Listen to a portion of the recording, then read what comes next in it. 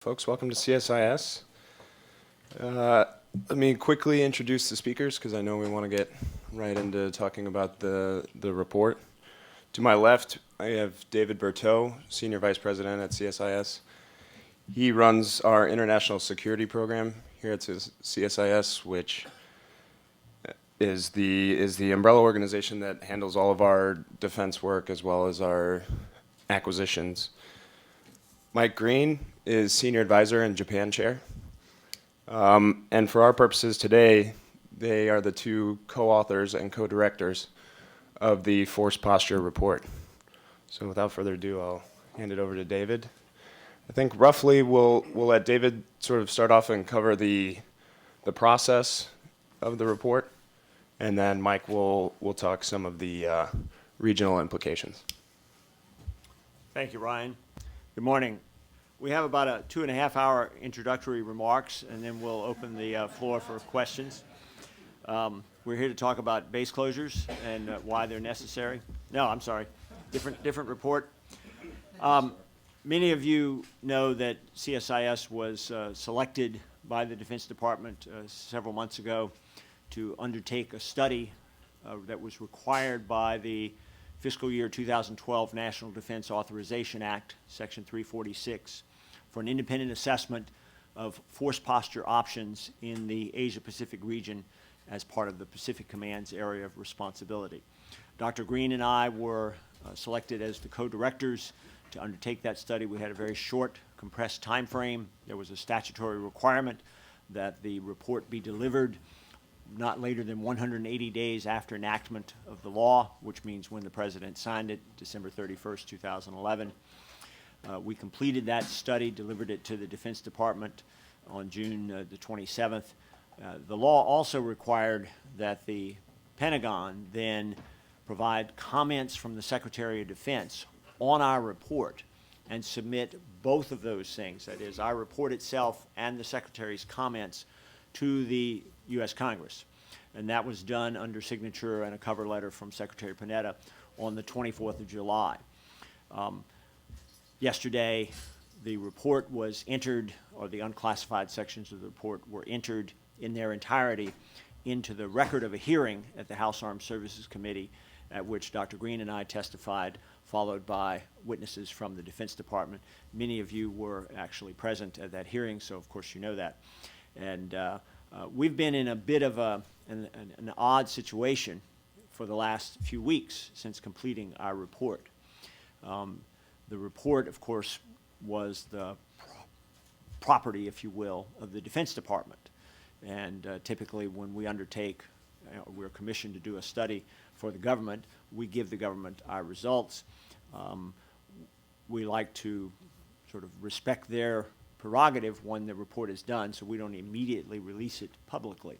But in this situation, there's a bit of an odd arrangement, if you will, because the report was then subsequently provided to the U.S. Congress.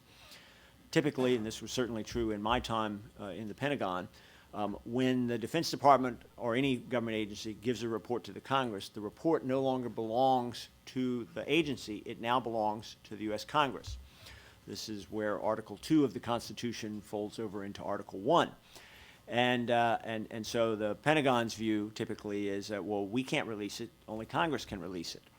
So we were caught in the middle, if you will, of being actually unable to either release or even comment publicly on our own report until such time as all the other events have occurred. That has now happened. That's why we're here this morning, so welcome. I have a couple of comments that I would like to make. I will turn to Dr. Green for some additional comments, but we mostly want to spend our morning focusing on your questions. The report has been available electronically. Senator Carl Levin posted it on his website last Friday. Actually, it was a member of the media that first alerted me to that, so I'm grateful. As always, we learn more from you than you learn from us, collectively at least, and we appreciate that. We do expect to publish and have on our website the full report, including a correction of a couple of typographical errors, which we did not correct until after it was submitted to the Congress, one wrong date in particular. That was my fault. And we will provide additional commentary as these issues move forward, because, of course, the one thing we can all be certain of is that the questions that we looked at are not the kinds of questions and issues that you could say, okay, that's done, now let's go do something else. These are enduring issues, enduring questions that will be played out over the coming months and years to the benefit of international security and global peace. In our report, again, we had a short period of time, but we did a lot of work. We interviewed and met with nearly 300 current and former government officials, both U.S. and from many of our partners and allies. We traveled extensively across the region. You get a great sense of the magnitude of the Pacific, not when you just go from here to there and back, but actually travel around the region. Nothing is close to anything else, and it really gives you a sense of how difficult a challenge it is. We developed some options, if you will, and we evaluated those options. And then we derived from that evaluation our recommendations. It's really important as you read the report to understand the difference between an option that we may have examined and a recommendation that ultimately we conclude. Because just because we put an option on the table, for example, one of the options we looked at was the option of the U.S. stationing an aircraft carrier in Australia. We rejected that option. We concluded it was not a viable option for a variety of reasons. But it is conceivable that someone looking only at one page of the report would think that we recommended putting a carrier in Australia. So you need to be careful about how you characterize what our report says. The options, which are in Section 3, are looked at.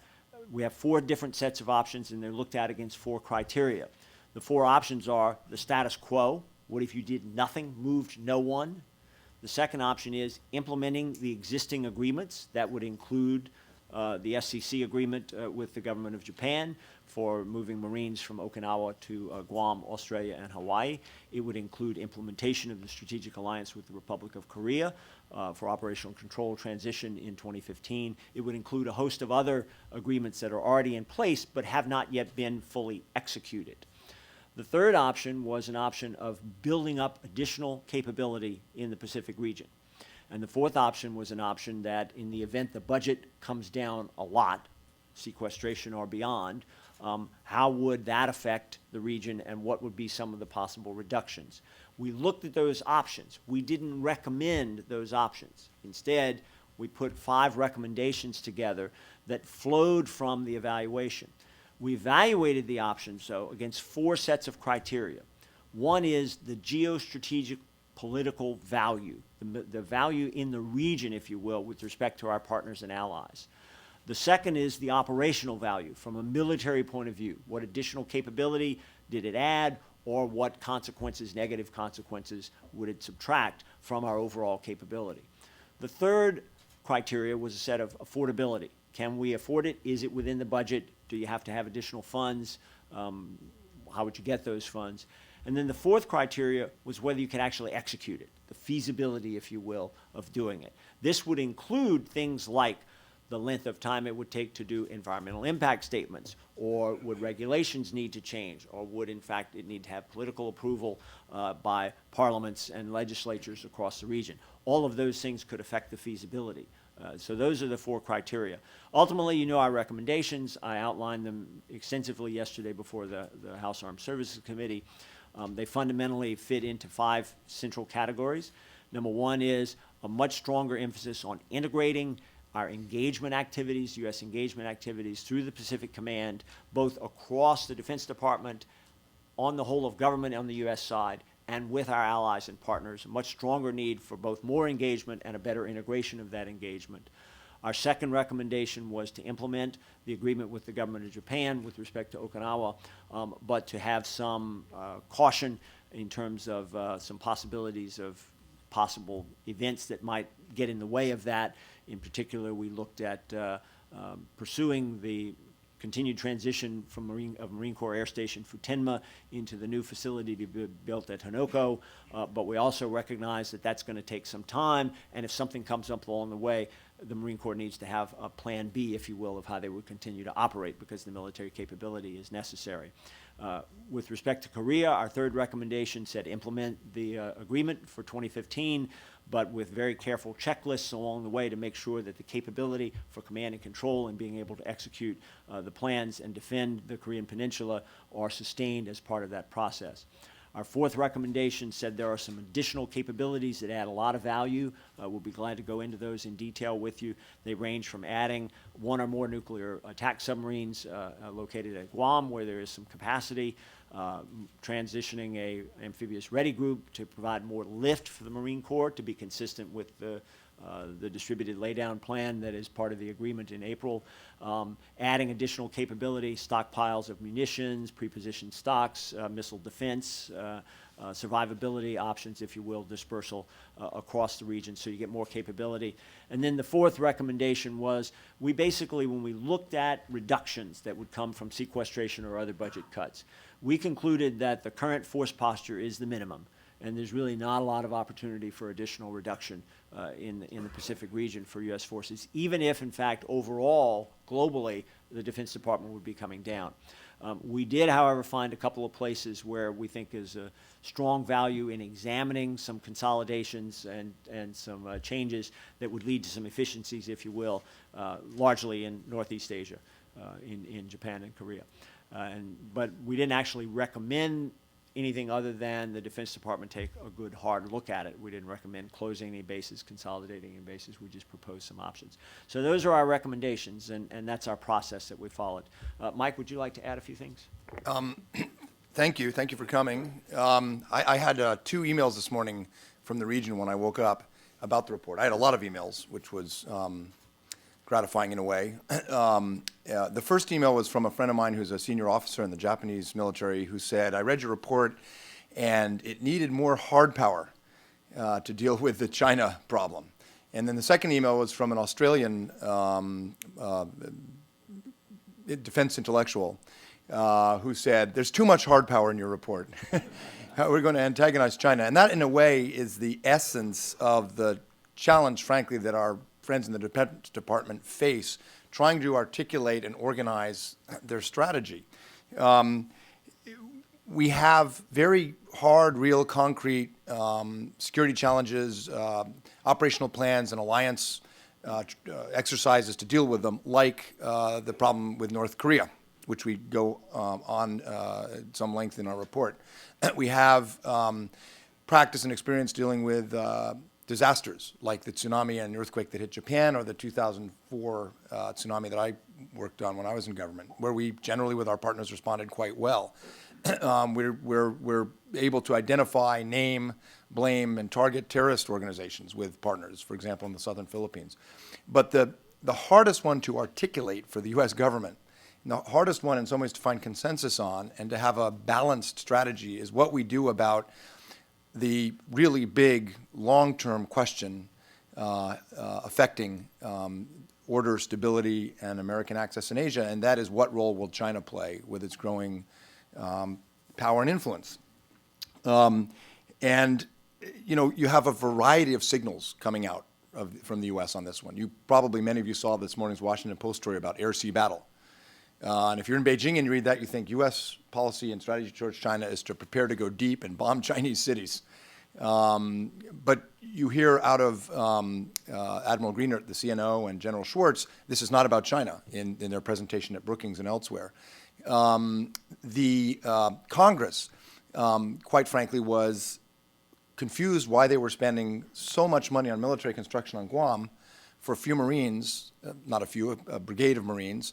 The rationale that they were given was so that we can do humanitarian relief and things like that better.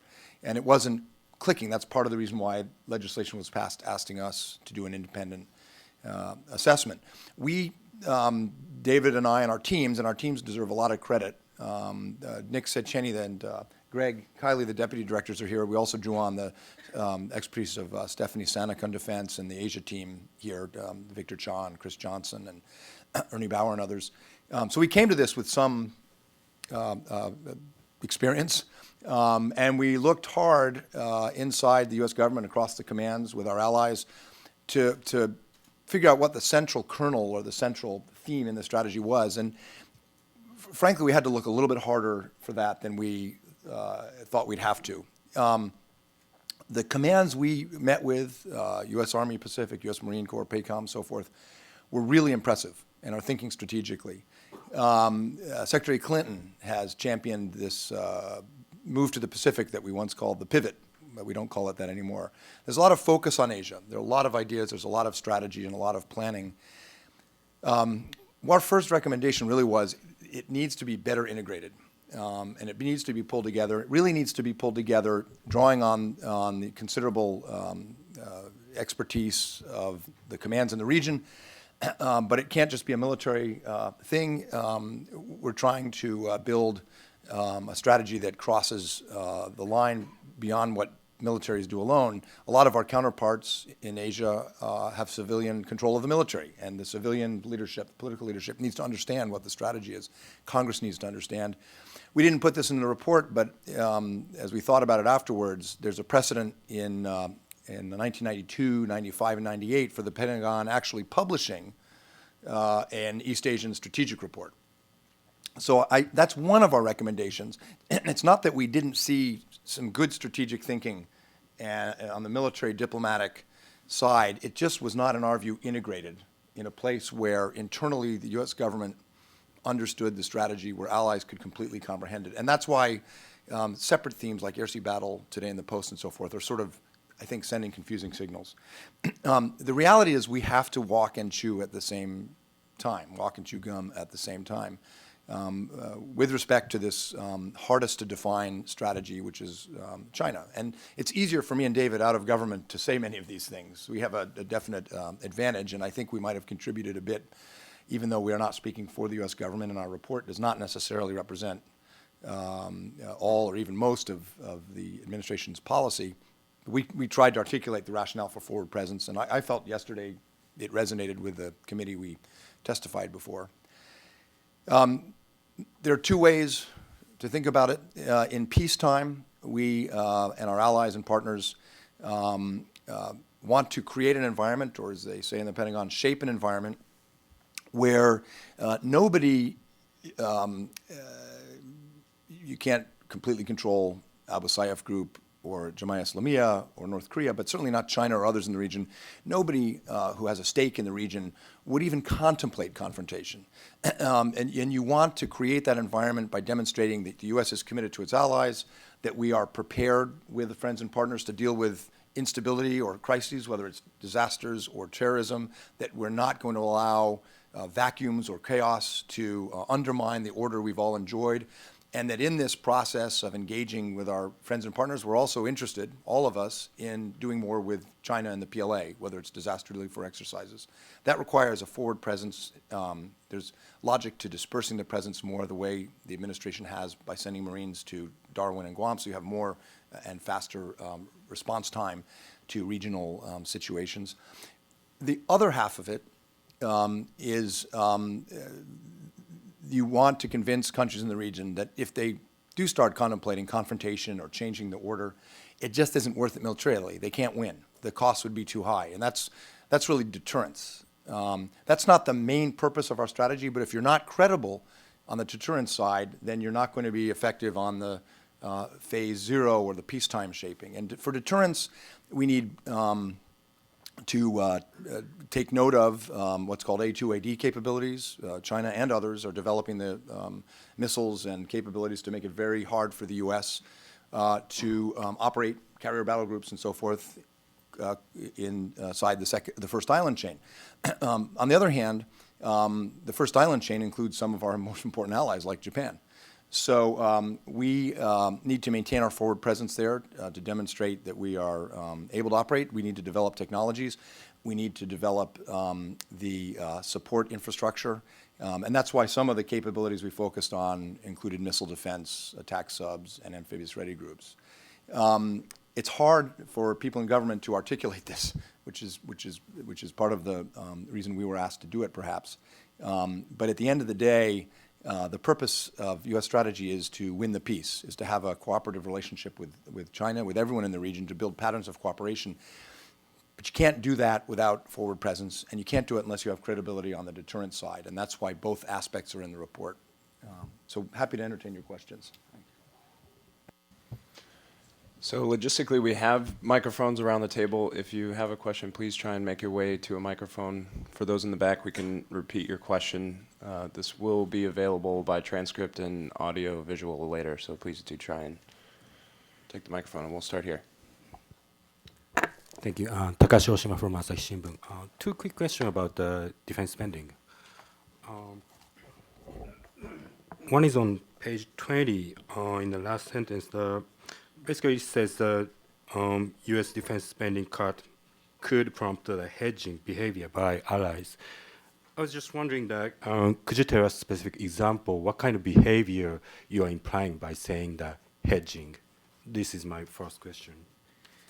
And the second question is about page 90. One of the finding 3 says the rebalancing Asia strategy require validation for affordability.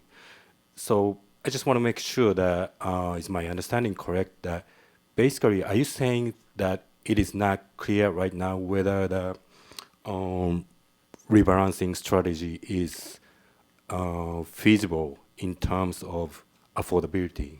So could you a little bit elaborate this point? So just to be clear, the first one was allies hedging Yeah. on budget cuts? Yeah. Okay. I'll do the hedging question.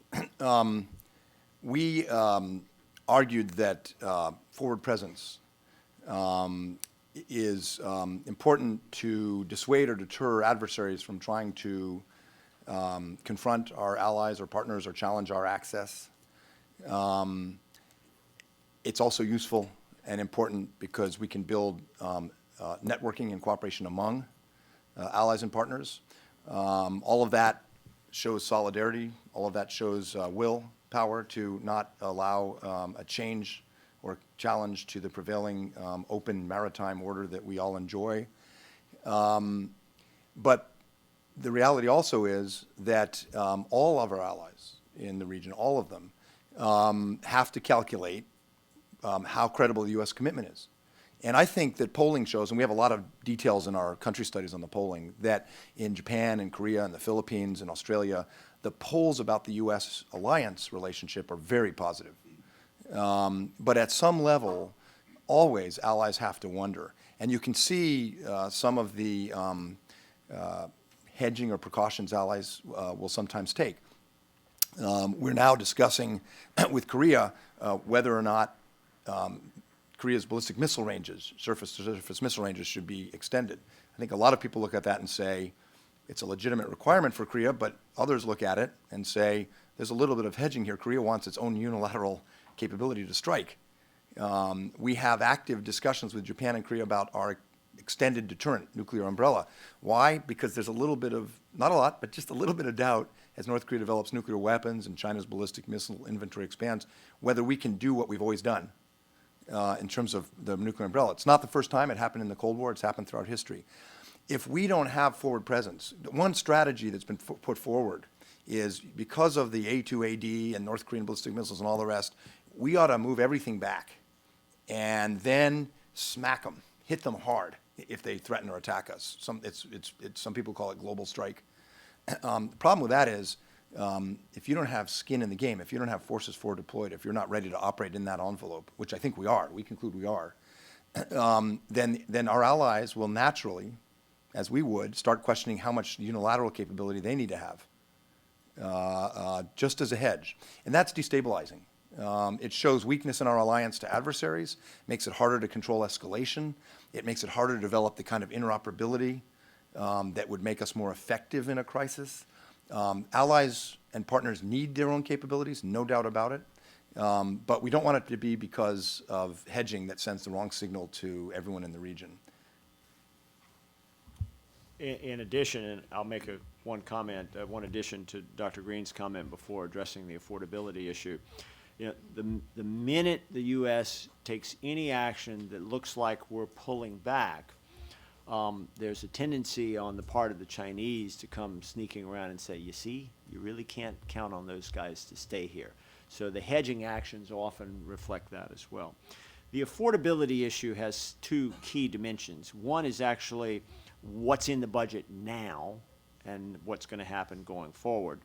And the second is actually kind of the political dynamic, if you will. Let me talk about the political dynamic first, because anytime that the U.S., and I've been through 2 previous budget reductions, we've had 4 since the end of World War II. This is going to be our 5th big defense drawdown. The tendency on the part of the U.S. Congress is to say, why are we spending all that money overseas? Why don't we bring it home and spend that money here? And that's a natural tendency in the time of budget drawdown. Actually, that dynamic exists even when you're not having a drawdown, but it focuses a lot in that regard. There's actually a second study required by the National Defense Authorization Act to look at the cost of the global forces, if you will, not just Asia Pacific, but around the world, and how can you minimize the amount of money being spent on forward deployed forces and bases overseas. The operational reality, of course, is there's a huge return on forward deployed forces. It's much cheaper, actually, to have forces forward deployed than it is to actually send forces there when you need them. Particularly if you now look at the use of those forces as more than just sitting around deterring a war, but actually actively engaged in a whole host of missions short of global conflict, ranging from humanitarian assistance and disaster relief to counterterrorism, counter-piracy, exercises, training, building capability and capacity, et cetera. So the first is that political tendency has to be countered. And we think, in fact, that the executive branch is well on the way to being able to provide that counter. We think that our report adds some value to that with respect to the Pacific region. We obviously didn't address the rest of the world, although we did kind of look at the near environs, if you will. The larger question, though, is what's the money going to look like? If you reflect back, the time that the law was passed that chartered our study was 1 week before the President announced the new strategic guidance at the Defense Department. And that strategic guidance includes the rebalancing towards Asia. It includes a description of reducing the U.S. military's capacity to do stabilization and reconstruction operations, take over large countries and rebuild them, if you will. It focuses more on expeditionary operations, has a clear focus on the Middle East, a bit of a reduction with respect to Europe, although it says Europe is still important. We're just not going to spend as much money there or have as many troops there. And so you already had the beginnings, if you will, of a redistribution. The Defense Department and the administration noted that, in fact, the budget that they put forward in February for fiscal year 13 was consistent with and reflected that strategic guidance. They put out a very nice white paper on January 26th explaining those connections. As one guy said to me, I can't read this, it doesn't have any numbers in it. It was a nice white paper, but it didn't actually link to any particular budget line item. And in fact, that is still a process that's evolving. And the Secretary's own comments on our report says you really won't see the budget reflect this rebalancing towards Asia until the fiscal year 14 budget, which will be delivered next February, or if a new president comes in, next April or May. However, there's another piece to that, because that budget is being built on an assumption of no further reductions in defense spending.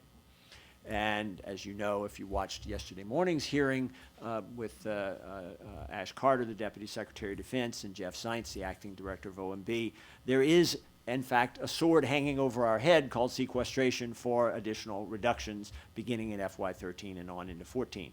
So one of the real strengths of the Defense Department is its ability to build a fiscally disciplined long-term program and then execute that program over time.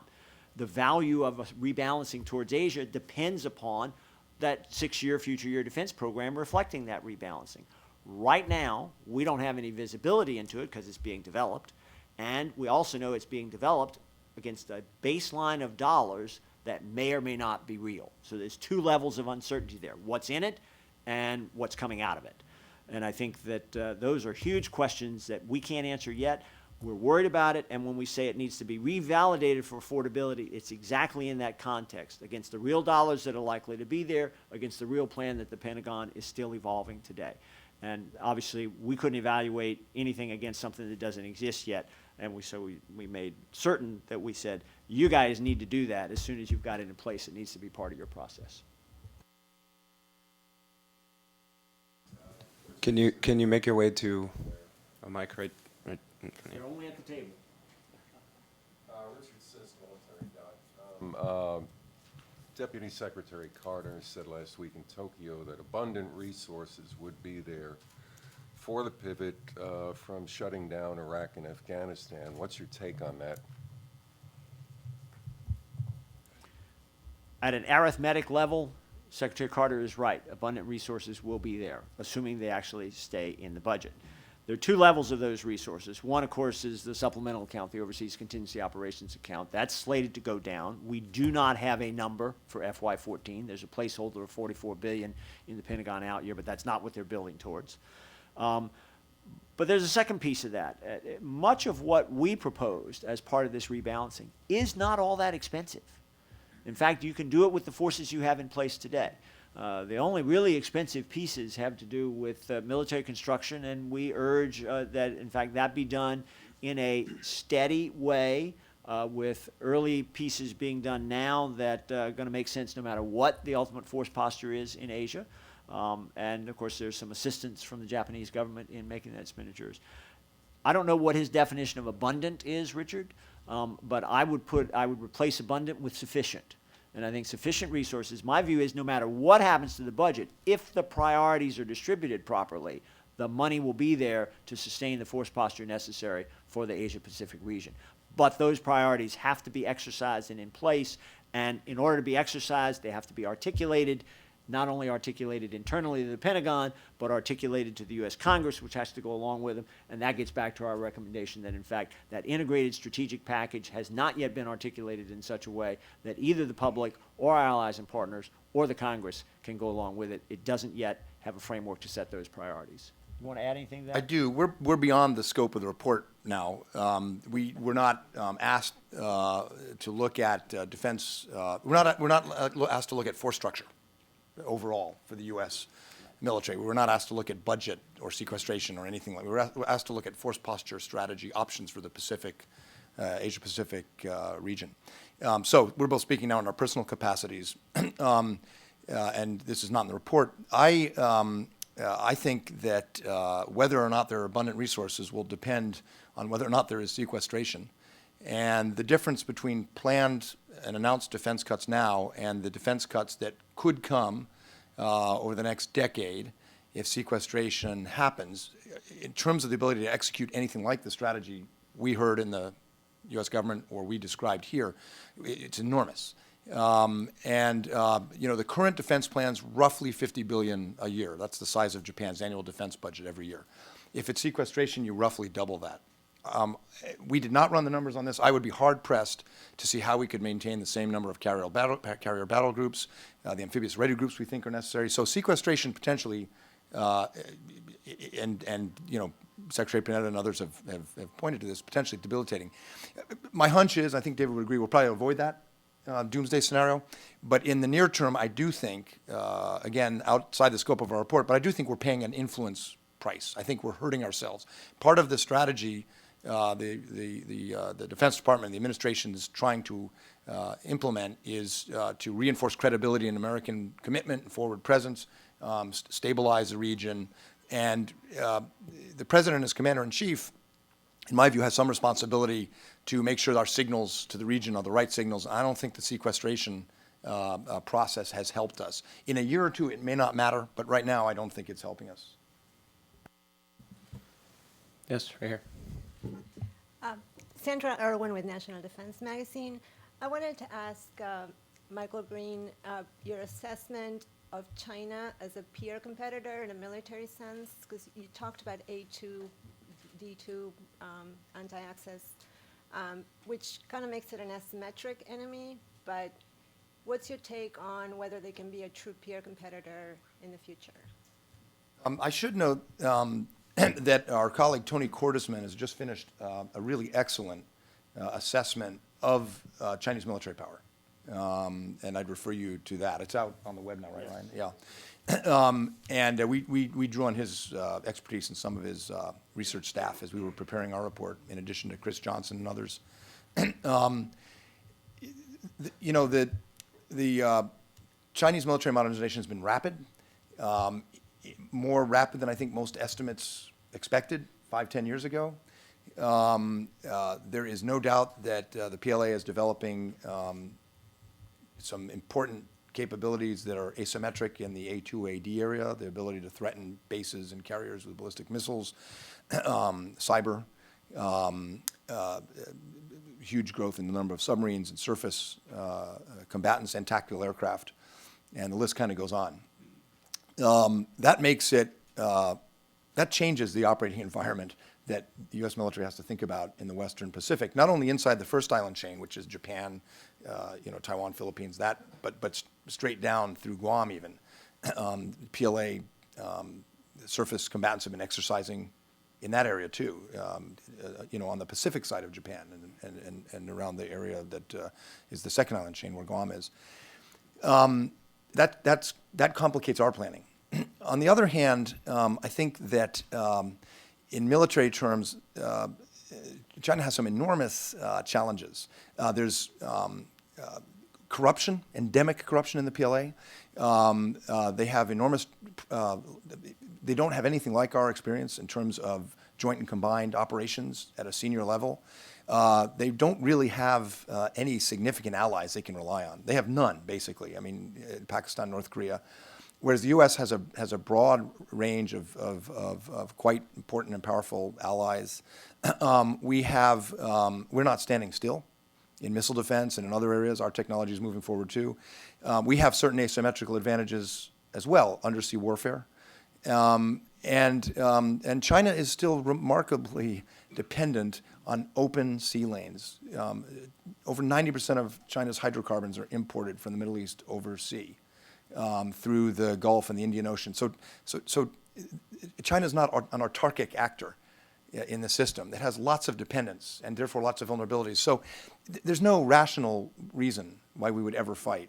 On the other hand, in 1928, Thomas Lamont, the president of J.P. Morgan, said, under somewhat similar circumstances, there's no possibility the U.S. and Japan would ever fight. So there is a danger of miscalculation. There is the danger of wrong signals. And that's why we have to have both deterrence, but we have to have an engagement strategy and build confidence in the region as well. But my own view is, while China's capabilities and professionalism is rapidly picking up, they have a ways to go before they would be a quote-unquote peer competitor.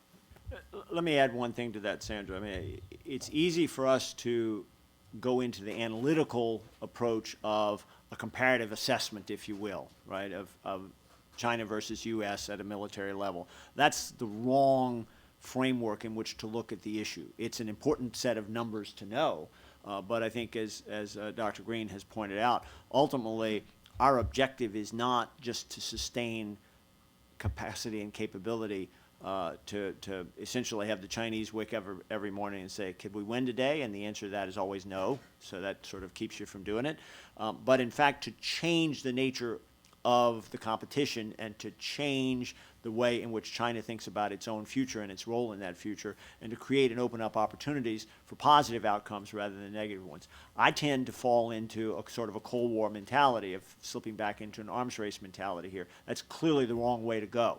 I only do that because I'm old and that's kind of the framework in which I grew up. But we cannot and we should not allow ourselves to fall back into that mentality with respect to China. It's much more complex than that. The stakes are equally high, but the opportunities for success are substantially greater than they ever were in a peer-to-peer competition with the Soviet Union in the 1960s, 70s, and 80s. Sir, right here.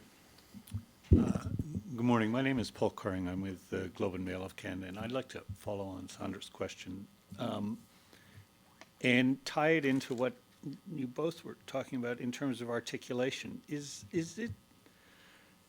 not the great difficulty here of sort of articulating a grand Pacific strategy, if you will, and selling it, articulating it to the American people, to Congress, to allies, that if you can't define what China is,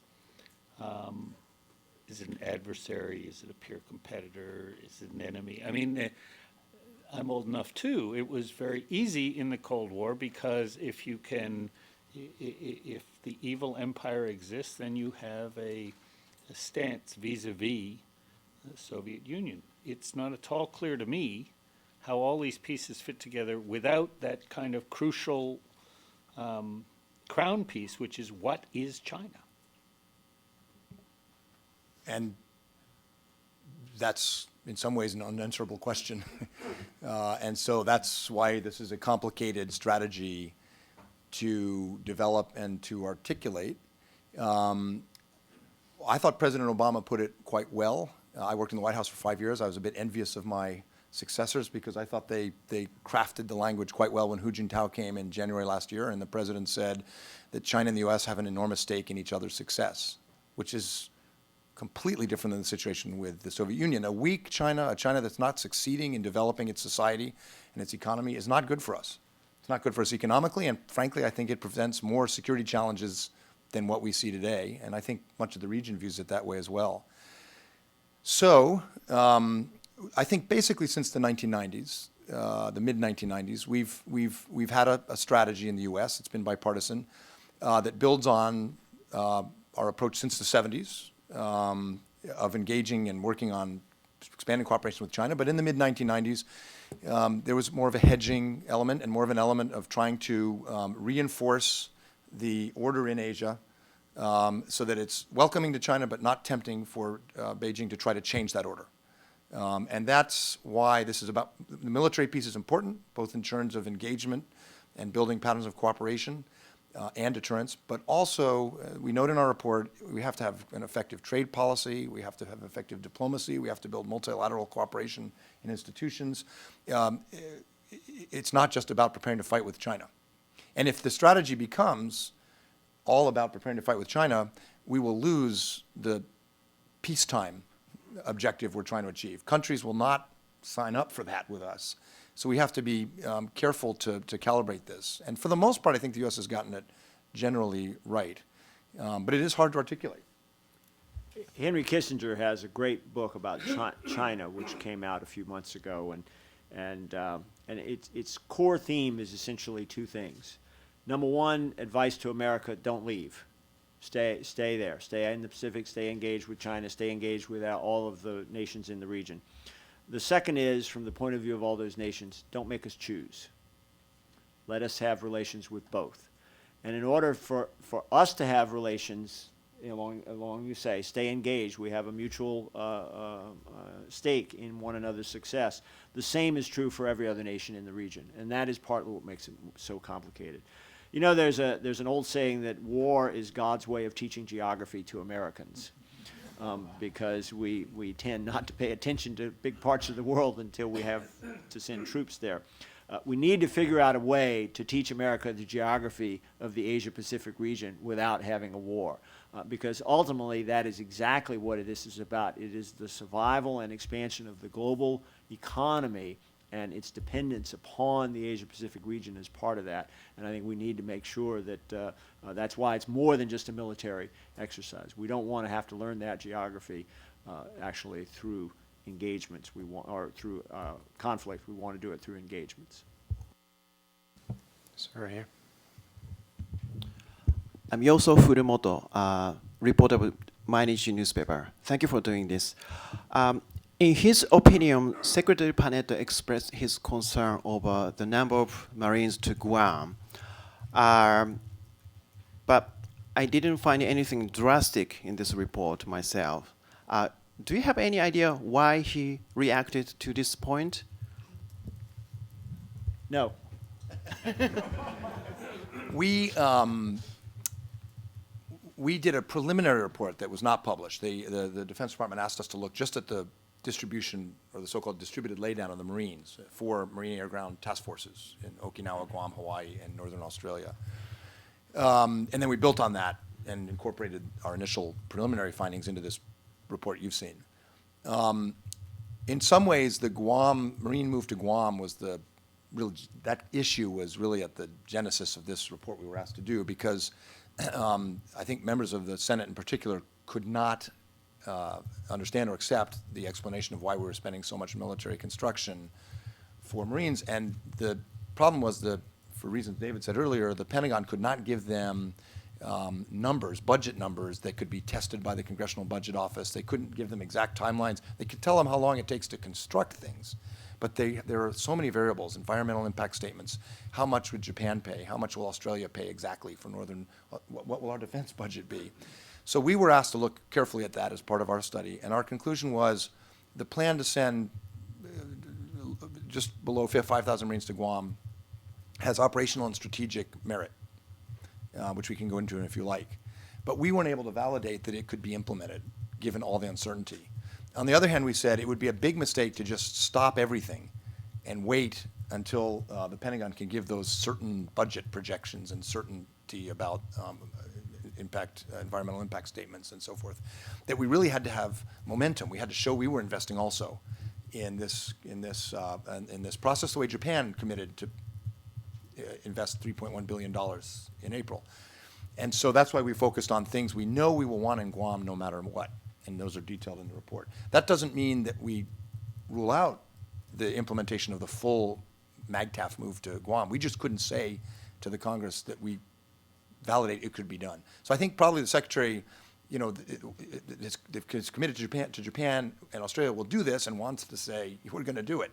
And in our view, yeah, if you can, you should, but we weren't able to say with certainty that it was doable based on the numbers and the knowledge and information available now.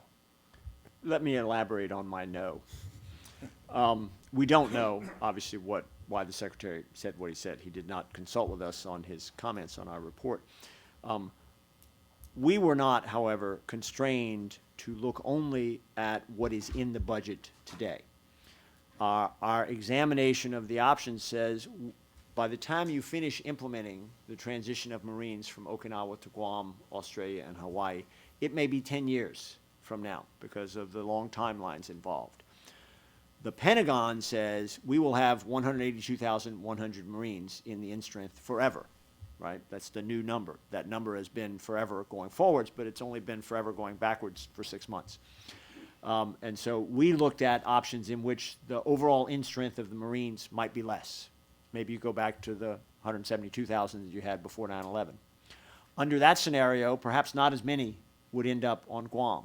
That does not mean that they stay in Okinawa. It means they're somewhere else or they're not around at all. The Secretary is not in a position to defend any budget other than the one he has. We were in a position to look at options above and beyond that. That's some of what you see going on here. But in no way did we imply that or even evaluate an option in which the Marines did not leave Okinawa. Yes, sir, down on the corner. You might want to go the other one. Yeah, that was, we can see the cords. Yeah. Thank you. My name's Carl Osgood. I write for Executive Intelligence Review. I've heard you talk about what U.S. policy towards China should be, but I haven't heard you talk about what U.S. military engagement with China should look like. Because, I mean, Admiral Locklear was there recently. He had positive things to say about his discussions in China. On the other hand, China was excluded from RIMPAC, and when Secretary Panetta was in the region, he was traveling around the peripheral countries seeking greater U.S. access, which seems to be sending mixed signals to the Chinese. So I wonder if you could comment on all that.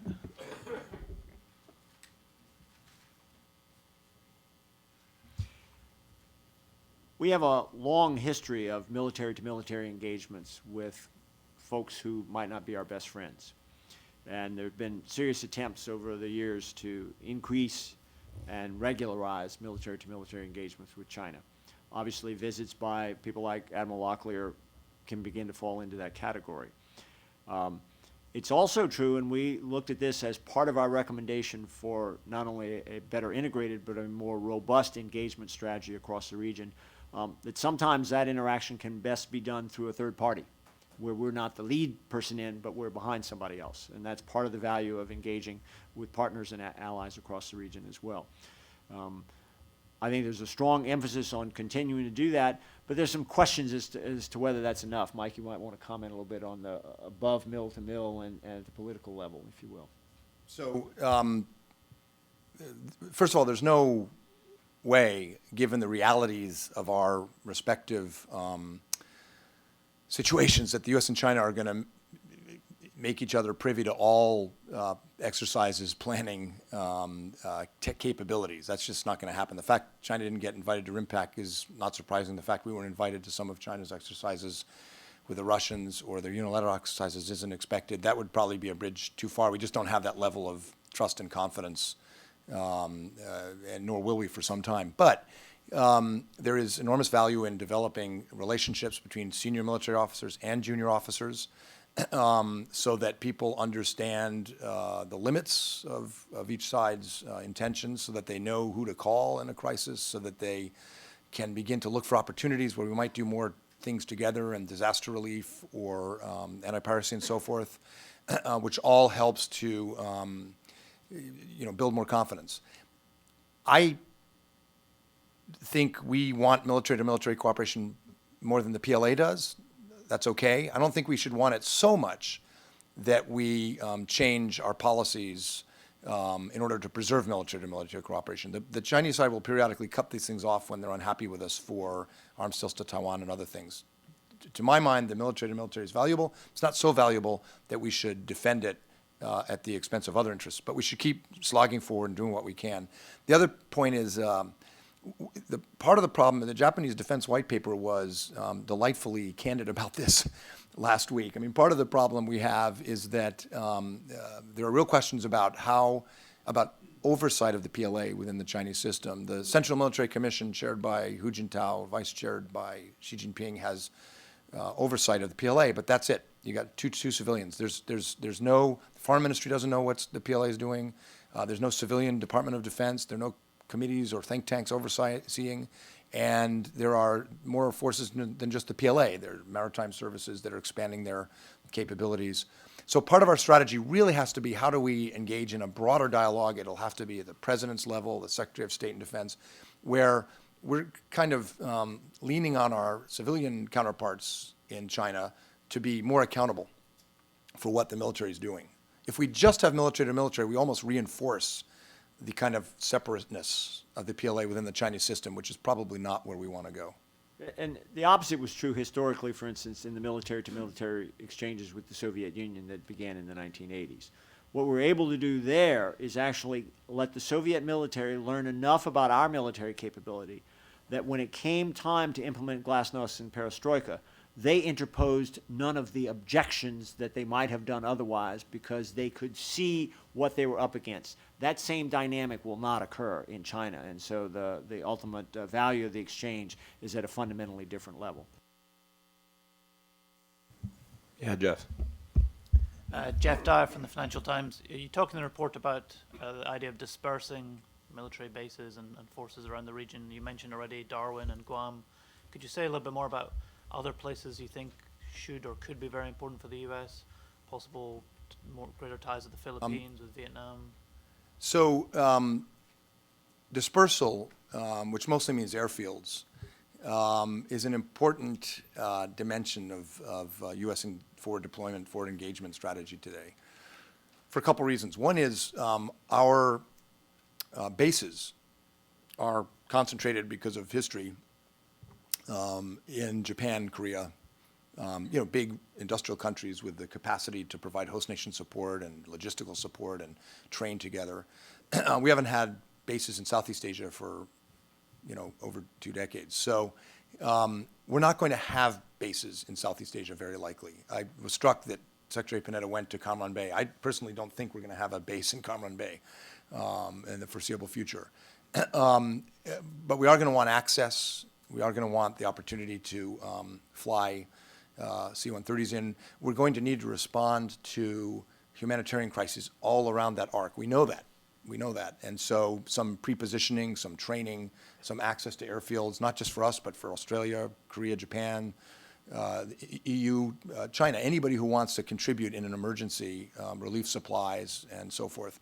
So there's that dimension as well. Dispersal is also important because when your bases can be more easily targeted by ballistic missiles, you want some redundancy. And that's important so that you have a place to go in case somebody's shooting up your base.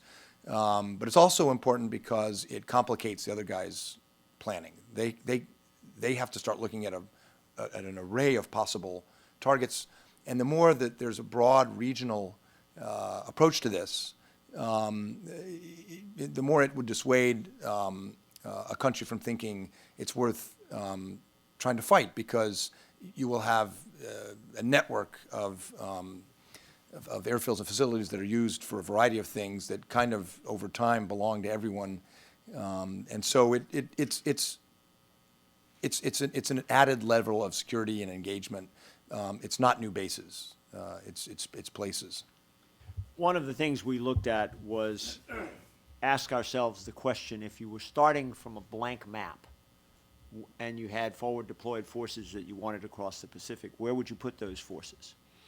And this is an area that's ripe for additional study, because it turns out not a lot of people ask that kind of question, because it's kind of irrelevant in a sense.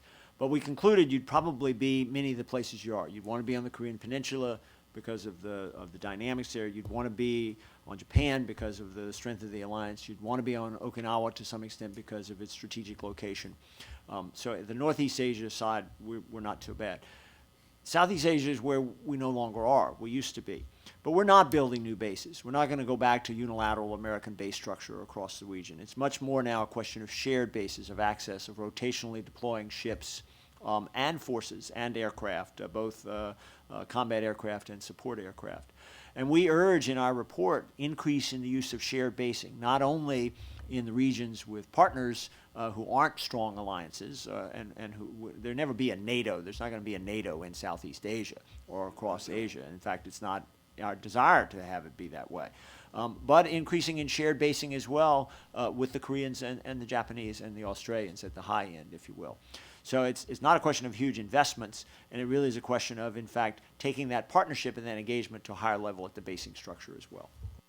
Add one brief coda.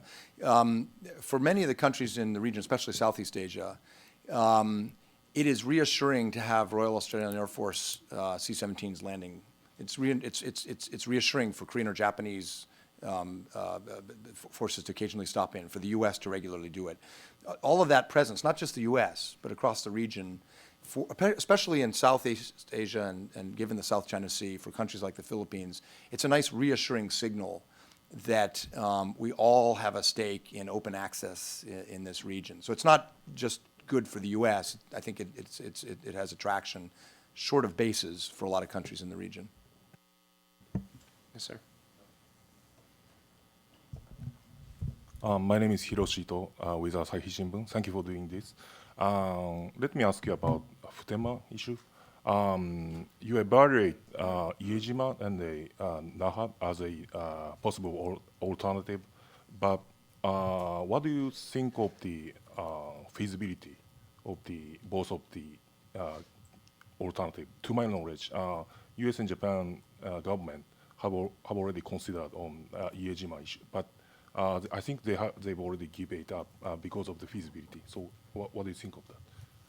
So there's a part in the report that goes into detailed analysis of the various options that might be considered for Futema replacement, using the criteria that David generated, strategic, operational, feasibility, cost.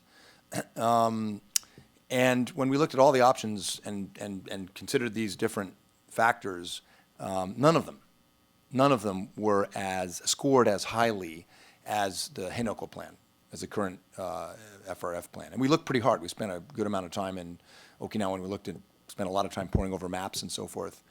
None of them scored as high. That said, as you know well, the Henoko plan has political obstacles. It doesn't have significant operational obstacles, but it has political obstacles. So we thought it's the right plan, we're on the right track, but again, and of course the U.S. government has to say that's the plan. They can't entertain variations, but we're not in the government, so we could say it would not be a bad idea to keep an eye on feasibility, continue evaluating feasibility of other options while moving forward with the Henoko plan. Because we may want more access, we, the U.S., Japan, especially the self-defense forces, may want more access to Iejima or Shimojijima, of course Naha. That's not just in case Futema cannot be realized. It's back to the earlier question about dispersal. I mean, in the current environment, you want a lot of runways, whether it's a massive humanitarian crisis or a more serious military crisis. You want a lot of runways. We didn't say it's all or nothing. We said it's the right track. Keep an eye on these other ones. We did make the point, I'll end with this, that if you say, as Prime Minister Hatayama did, we're going to not do Henoko. If you abandon that without having something else, you put the whole base situation in Okinawa in a much worse place. And right now, in all those options we looked at, Naha, Shimojima, Iejima, there's local political opposition. So to say, well, there's opposition to Henoko, so we're going to drop that plan and do another one would be very dumb, because we would be nowhere. And in fact, we'd be really setting back our credibility. Yes, sir. Mike Masetic with the PBS Online NewsHour. Following up on Jeff's question and what you also commented on the Japanese white paper, a lot of that's flowing from the heat that's being generated at the moment in the South China Sea. I haven't had a chance to read your whole report yet. In what sense does your report fit into that? And also the question of what's your estimate on what's pushing Chinese behavior here? Is it the wanting to strut their stuff? Is it getting possession of the mineral rights? Because if you point out that they have the most vested interest in free passage, a conflict in that area would seem to go against that. We do go into this a bit in our report, and Ernie Bauer, who has a really excellent report and presentation on the South China Sea, helped us. In terms of what's driving China's assertive push for not only staking its territorial claims, but swarming that region with ships, not just fishing ships, but various maritime services, including PLA Navy frigates and destroyers. What's driving that? Well, it's partly nationalism and pressure on the government at home. It's partly, other claimants making moves. It is partly natural resources. But there is, in our view, a definite military component to it. We describe in the report what we think is a strategy by Beijing to achieve counter-intervention capabilities, which means the ability to prevent the U.S. or allies from intervening militarily in a crisis in Taiwan, the East China Sea, South China Sea, or even the Korean Peninsula if it's not in China's interests. Part of that is so-called A2AD. Part of it is other forms of coercion or attraction or soft power to try to prevent countries or from cooperating or to assert China's either veto or control over access. So that's definitely part of this. The Philippines for decades have been focused on internal counterinsurgency problems. They have no Navy and no Air Force. We've given them 2 Hamilton-class Coast Guard cutters. My father-in-law was an ensign on one of them. He's in his late 60s. So they've got old ships. They got 2 of them. Other countries are looking at providing some basic patrol capabilities. That in the first island chain creates a real vacuum. And when you get through the Philippine Sea, the undersea topography just drops off, and then you're out in between the first and second island chain. So it has real military significance for everybody involved. We don't want, from U.S. interest, the Philippines and China to confront each other, but it is important for us to help with other partners, the Philippines develop some basic maritime domain awareness and to demonstrate we have an interest in this area remaining open. I mentioned that we judge that Beijing is pursuing, PLA in particular, this counter-intervention strategy. But China also has what you might call a counter-containment strategy. Beijing does not want countries to align against it. And so one important dynamic here is to demonstrate that to the extent Beijing pursues counter-intervention and these kinds of coercive capabilities, they're going to undermine their other strategy, which is to prevent countries from trying to contain them. And we judge in the report that the leadership in China is still, wedded to Deng Xiaoping's maxim that China's focus is on development and not confrontation, and we think that still holds. So that there's utility in terms of dissuading China and shaping the environment to demonstrating that we and other allies and partners are going to help the Philippines, not fight, but develop kind of basic levels of maritime domain awareness.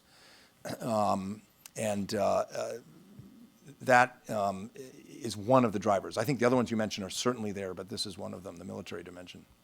Let me add two things. One, of course, for those of you taking notes, A2AD is anti-access area denial. It means don't let us come in, and if we get there, don't let us stay, or anybody else for that matter. But the reality is that the Chinese behavior has, in fact, created opportunities for additional American engagement, and in fact created a desire on the part of many of the countries in the region for additional American engagement. Ultimately, as Mike pointed out, that runs against China's basic strategy of preventing an alliance being formed in array against them. And so what we need to do, what the U.S. needs to do, is to recognize that opportunity, take advantage of that opportunity, not in a militaristic way, not in an aggressive or invasive kind of way, but in a clear signal-setting way that both creates more engagement as a result of that opportunity and also shows that we're there for the long haul. In essence, they have overplayed their hand, and that's an opening for us. We can't neglect that opening and let it lie fallow. We have to take advantage of it. We can't spend 3 years on an environmental impact statement of whether we ought to go engage. Yes, sir. Thank you. I'm Ho Jin Lee. It's me? Yeah. Oh, thank you. At the Korea CSIS. Thank you very much, both of you, for excellent briefing. I have one simple question. It's about the next steps. Once Congress comes up with the final report, and I can imagine that those recommendations could be translated into perhaps some new policy lines of the government. If I'm not mistaken, in the course of your studying and recommending some element, you might have been you might have taken some prior consultations or some meetings with the scholars and the former defense officials in the region of the allies. Then, so do you imagine that the official consultation will take place after the Congress adopt the final report? Thank you. We actually intend to have a conference here at CSIS in September on that very question. So we're not completely prepared to the answer. I mean, there's a lot already underway, already going on, and I think that what our report does is it helps reinforce those ongoing activities and probably create a better framework for them to be viewed by both the U.S. and by our partners and our allies. But we also point out a number of ways where more can be done, how fast that is undertaken, and I think the commentary, I did not stay yesterday for the second panel, the Defense Department witnesses at the hearing, but it's my understanding from the record that, their reaction was that we had given them a lot to think about and that they would start thinking about it. Yes, sir. Thank you. Dong Huiyu with China Review News Agency of Hong Kong. And I have a question, follow-up question on South China Sea. And a scholar in AEI suggests that the United States should suspend the SNED or even the military-to-military exchange between the two countries to push China to be more responsible in the South China Sea. Do you think it's a good suggestion? What would be the good approach to deal with this matter, to push China to be more responsible? Thank you. Well, I don't agree with the proposal. It was in the Wall Street Journal. It's that article you're talking about. Yeah, I thought the analysis was generally quite good. I didn't agree with that particular proposal. The SNED, for those of you who don't follow these things, is the strategic and economic dialogue that Secretary of State Clinton and Secretary of Treasury Geithner run with Chinese counterparts. It's mega confab with about half of each country's cabinet gathering. I'm not sure that's the best mechanism for working with China on these issues. It's almost too high level and too grandiose. But the idea that we would stop meeting with China to talk about the value of the renminbi and what to do about Iran and what to do about North Korea because we're unhappy with the PLA activities in South China Sea strikes me as a bit self-defeating. I think the better approach is to demonstrate, as I think Secretary Clinton has, our commitment to freedom of navigation and to peaceful resolution of these issues. Yes, sir. Also, Furumoto Mainichi newspaper. I want to follow up hearing yesterday. After you left hearing room, I want to ask about the PACOM OSD disconnect issue. After you left, two senior defense officials insisted that they had a great relationship with PACOM. There's no problem at all. So I'm kind of lost. Could you elaborate what the problems are? We saw no sign of anything other than a great relationship. Our commentary had nothing to do with the relationship, either in a monogamous or in a polygamous way, but entirely to do with the development of and the articulation of the strategic framework in which the strategic rebalancing would occur, and also the connection of that strategic framework to resource allocation decisions. Ultimately, my background leads me to conclude that strategy without resources is only so many words. You actually have to look at where is the Pentagon spending its money, where is it planning to spend that money, and what does it expect to get to it. The Pacific Command and all of the combatant commands are not central to the resource allocation process. The resource allocation process is driven by the military departments and the Office of the Secretary of Defense. That connectivity has always been a problem. It continues to be a problem. I actually created 25 years ago the first mechanism for the combatant commands to have input into that process. It still exists today, but it's inadequate, it's insufficient. I think that when during normal peacetime operations, that's not so bad because you have enough time that you can always catch these things. But the pace at which change is occurring in the Asia-Pacific region and the speed with which resources need to be reallocated quickly requires a different basis for that relationship than is there today. That is not the job of OSD policy, who was represented at yesterday's hearing. They're not in charge of resources either. So it's a bigger picture than the relationship between OSD policy and the Pacific Command. What we did see is a lot of effort underway at every level to move in that direction. And we attempted to reinforce that effort by providing both a description of what we think is needed and an encouragement for continued action in that regard. There's also the piece of this needs to be articulated outside of the Defense Department. It's got to be available for the rest of the government, State Department, National Security Council staff, Treasury, and other agencies involved. It's got to be available to the U.S. Congress so that they can go along with it. It has to be available to our allies and our partners in the region so they'll understand what we're trying to do. And it has to be something that's available to the American public because ultimately they have to buy into this as well. And you know, that's going to be that's a long-term, ongoing set of projects. Yes, sir. If I could follow up with another question on this sort of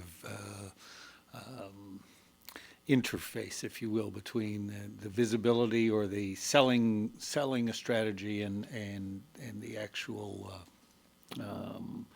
military requirements. The greatest value to a carrier battle group is that it's a movable asset, that it can be anywhere you want it to be. And yet the big debate about their visibility is always about basing. In this sort of new view, does it matter as much anymore whether there's forward basing of carrier battle groups in the Pacific, and if so, why? What's the politics as opposed to the military aspect of that? Well, let me take a first cut at that. It does matter because of the steaming time from San Diego, Hawaii, to the Western Pacific. And it matters secondly because we are able to forward base a carrier battle group in Japan, in part thanks to the largesse of the Japanese taxpayers who provide considerable host nation support. And the third reason is the steaming time from, say, San Diego to the Western Pacific is considerable, but the steaming time from San Diego to the Indian Ocean is even more significant, so it gives you the swing possibility there. We did, as we mentioned, look at whether we needed a second carrier battle group, and we scanned the ocean where we put it, and the most likely candidate was Perth, HMAS Sterling. So we looked at it, and certainly the capability would be nice to have, but when we scored it using our various criteria, we came out basically against it because the cost and the capacity Australia would have to provide was really quite considerable. So we didn't recommend that. We did think, as David said, we needed additional amphibious ready groups, marine carrying large top ships and attack subs and stuff. There's no real pressure to bring the carrier battle group home from Japan. I think David has a long experience in base closure, but I think I think the American public and the Congress recognize how invaluable that deployment, that basing is. And while I said we don't want to build a lot of new bases in the Pacific, we don't want it to have zero either. There is a political value in a permanent presence, not everywhere, not all the time, not ubiquitous, but in fact, the right answer is not zero. The question of time and how long it takes to get is just enormous. You know, our ability to respond quickly to the 2004 tsunami at Aceh was in part dumb luck. We just happened to have a carrier strike group heading through at the time, and we're able to redirect it. You know, until we have perfect prediction, we can't count on that sort of thing happening again.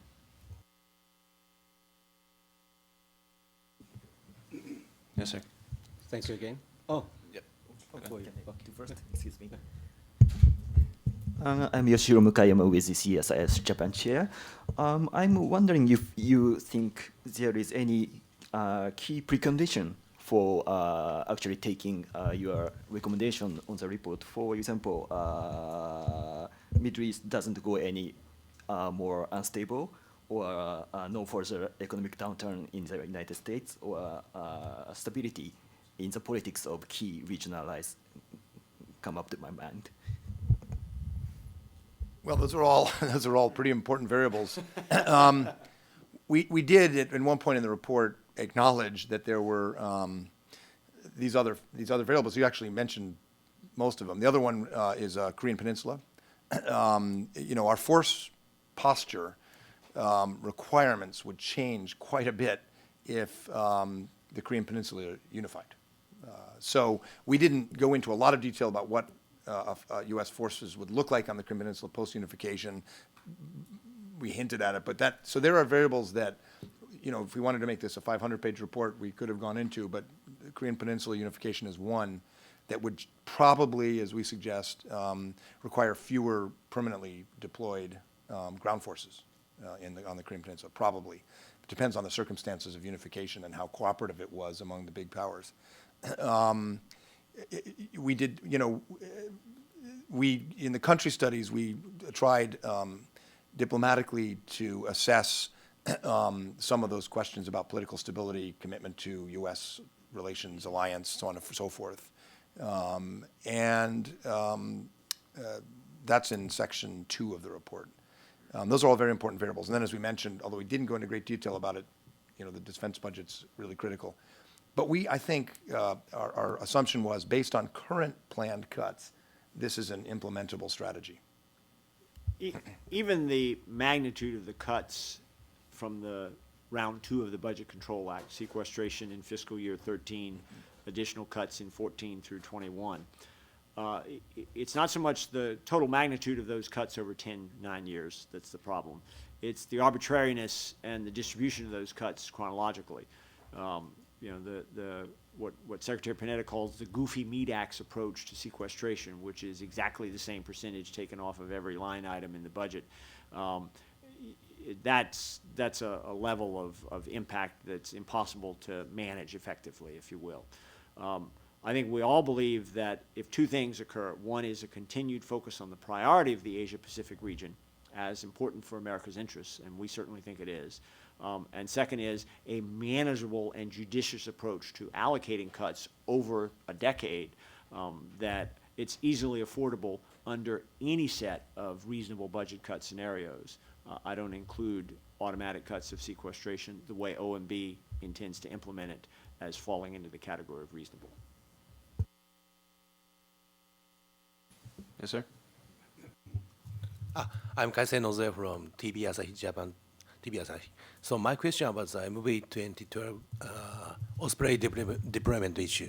So very basic question. So why Osprey need now in Okinawa, and what is the future role of the Osprey in Pacific region military United States military? That's the two questions. Well, the Osprey, remember, it can fly much farther than the rotary aircraft it's replacing, which means that Marines or others who catch a ride can respond to a variety of scenarios or crises in a much wider arc around Okinawa very quickly without even having to deploy on ships or anything like that. So that's a huge capability for Japan and the U.S. together that covers hotspots, including the East China Sea. And so that's a huge advantage that TV Asahi rarely mentions, and I hope you will now. The other thing we looked at, and I spent more time on this perhaps than some others in the report, but we looked at the safety records for the Osprey and the operating profile. And we touched on this briefly in the report, but the operational tempo of the MV-22 of the Osprey when it gets to Okinawa is going to be well below the rotary aircraft it replaces. Why? Because it's a newer plane, so there's more use of simulators and technology. And the safety record was good. The problem politically, of course, is there have been a couple of high-profile incidents that are not statistically significant, but are in the news.